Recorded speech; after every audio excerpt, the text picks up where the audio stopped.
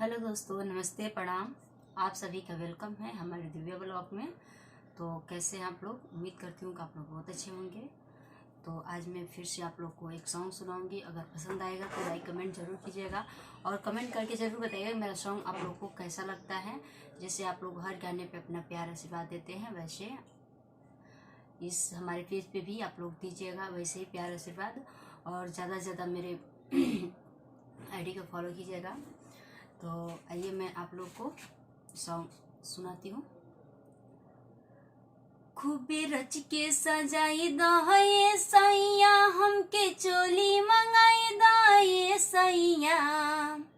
खूबे रच के सजाई दे सैया, हमके चोली मंगाई दे सैया।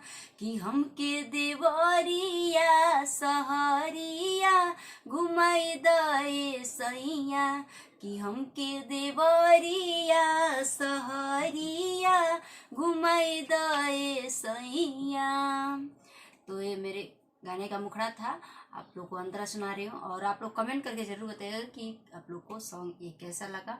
और मेरा फुल सॉन्ग सुनना चाहते हैं तो हमारे दिव्य ज्योति म्यूजिक चैनल पे जाइए और फुल सॉन्ग सुनिए। और बहुत अच्छा सॉन्ग पड़ता है तो आप लोग सुनिए और अपना प्यार आशीर्वाद दीजिए। तो आइए मैं आप लोग को अंतरा सुना रही हूँ। गौना की पहिले कहले रहल शहर के सैर कराइब हो। चाट समोसा चाउमीन बर्गर सगरो तोह के खियाइब हो। गौना की पहिले कहले रहल शहर के सैर कराइब हो।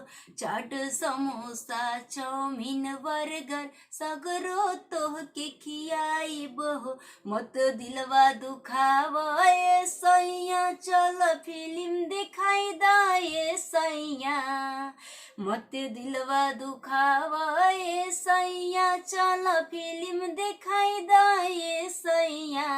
कि हमके देवरिया सहरिया घुमाई दे सैया। कि हमके देवरिया सहरिया घुमाई दे सैया। खूब रच के सजाई दे सैया, हमके चोली मंगाई दे सैया। खूब रच के सजाई दे सैया, हमके चोली मंगाई दे सैया। कि हमके देवरिया सहरिया घुमाई दे सैया। कि हमके देवरिया सहरिया घुमाई दे सैया। तो आप लोग सुनिए और कमेंट करके बताइए कि सॉन्ग कैसा है। और फिर मैं अगली वीडियो में आप लोग सुनिए। तब तक के लिए बाय बाय।